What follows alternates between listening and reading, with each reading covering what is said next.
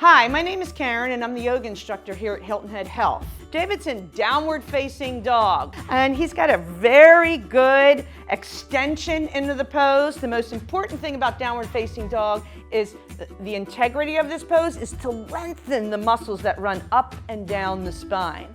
He actually has pretty good flexible hamstrings so he can get a straighter leg position and he's reaching down through the heels. Okay, release out of that onto the all fours. But if you're not that flexible in the hamstrings, calf and Achilles, you are not going to be able to get your heels down onto the floor. It's like a common question. Everybody thinks that the most important thing about downward facing dog is getting the heels down. It's not. Okay, so the important thing is to be able to set yourself up into the right position before you come into the pose.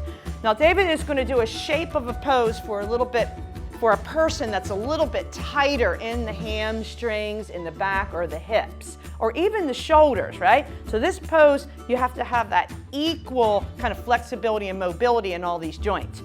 So starting cat stretch, right? So that's the rounded pose, and the back stretch, and then go into what I call dog tilt. Sometimes they call it cat-cow, but I like dog tilt because it's the setup for downward facing dog.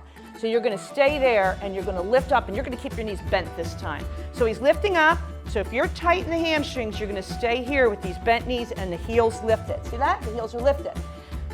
And he's pushing his hip creases up and back. And look at that beautiful extension in the spine.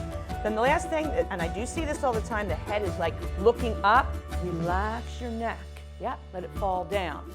So flat hands in downward facing dog, pressing them into the mat. Use your arms. You're using your limbs in downward facing dog to get the full extension of it. This is a better pose than what I see a lot of times when people are really tight in the hamstrings and they want to try to get those heels down. So what they do is straighten out your legs and walk in. And okay, that's a really bad back position for downward facing dog, but they think it's better to have the heels down, to have the extension, and they move in closer. I don't want you to do that. Walk back again. I like long dogs, even for myself, even with David, if he even walked back a little bit more, he should be reaching through his heels to get the best stretch here in the hamstrings, calf and Achilles. Look at that extension in the shoulders. And again, this spine is the most important thing after breathing. Take a nice deep breath in and out and release down.